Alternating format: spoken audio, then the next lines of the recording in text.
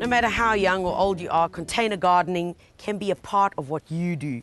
It's so important that you keep containers in your garden because, yes, it gives you that variety and that versatility. Because when you're tired of one thing, here's the good news. You just take it out and put something else in there. Pop those into the garden and then you can work with different things. If you've got a small garden and you want a fruit tree, of course you can have it in a container. As long as it's a big enough container, who wouldn't want an awesome lemon tree? And yes, it could be down to herbs, it could be veggies, and of course just your ornamentals.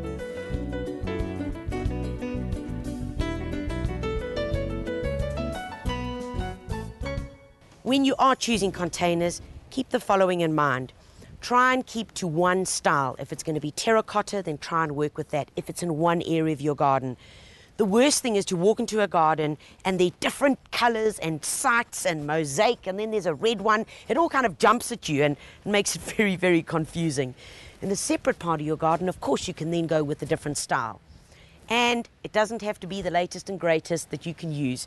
You could use anything to containerize plants, like an old wheelbarrow. You can use old tins. You can use even gumboots. I kid you not, there's something out there for you. Give it a try, you'll love it.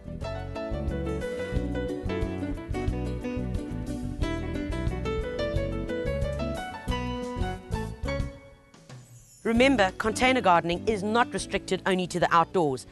By all means, bring your plants inside. Why? Because it's great for the health of you and your family. Bring them inside, make sure that you have got the right light conditions for the plant that you're using. Ask your local garden centre when you go in, will this plant cope in this light? Low light, medium light and high light. And of course, the part that I love the most about container gardening is it's such a cool way to involve the whole family.